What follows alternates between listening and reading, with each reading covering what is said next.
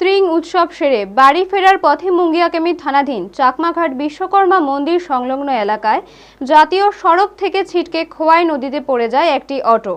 এই দুর্ঘটনায় দুইজন যুবতী এবং দুজন যুবক আহত হয়।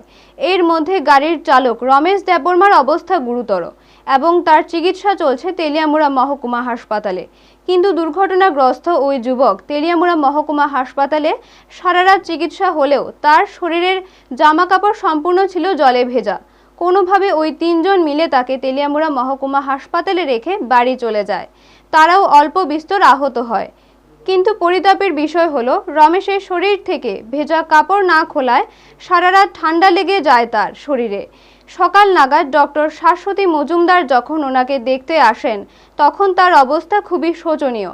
সঙ্গে সঙ্গে তাকে উন্নত চিকিৎসার জন্য আগরতলার জিবিপি হাসপাতালে রেফার করে দেন, কারণ তার শারীরিক অবস্থা আশঙ্কাজনক। অন্যদিকে মুঙ্গিয়াকামি থানার পুলিশ সকাল নাগাদ খবর পেয়ে ঘটনাস্থলে পরিদর্শনে আসে। ব্যুরো রিপোর্ট, নিউজ তৎকাল 24।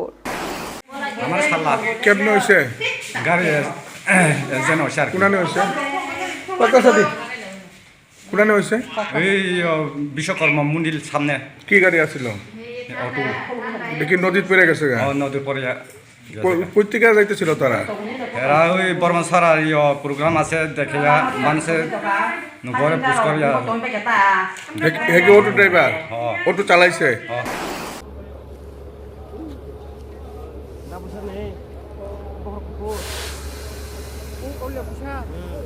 আপনারা দেখছেন নিউজ তৎকাল 24।